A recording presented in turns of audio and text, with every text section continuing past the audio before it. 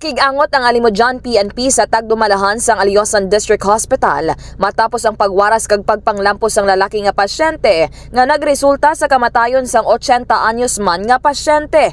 Sa interview sang K5 News FM Iloilo kay Police Captain Chrysler John Ledesma, ang officer in charge sa OIC sang Alimudjan Municipal Police Station, ginpahayag sini nga base sa iban man nga nakasaksi sa lugar, malawig ang nangin pagwaras sang pasyente kag pagpanglampos gamit ang IV stand.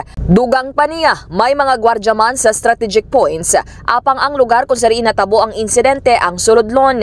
Tinutuyo sang plano nga pag-istorya nga makahatag sang rekomendasyon agud mapasangkad pa ang seguridad sa nasambit nga ospital. Nahibaluan nga sandig sa impormasyon, ini ang labing unang nga tinion nga natabo ang kaangay nga insidente. Yari ang kabahin sang pahayag ni Police Captain Ledesma.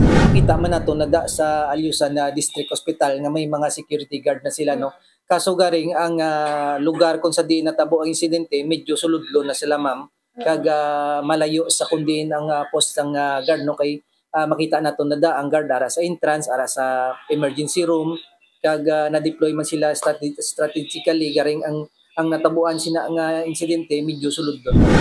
Ini si K5 Kim Montaño Kaluyo para sa Kampiyon na Balita, Serbisyo Publiko, kag kalingawan sa Iloilo, K5 News FM. Mix. Himo sa natural nga sangka, parehas ang amarkuso, chia seeds, sugared cane extract powder, DTX Coffee Mix. Nakakapi ka na, naka-detox ka pa. DTX Coffee Mix. Mabakal sa mga butika.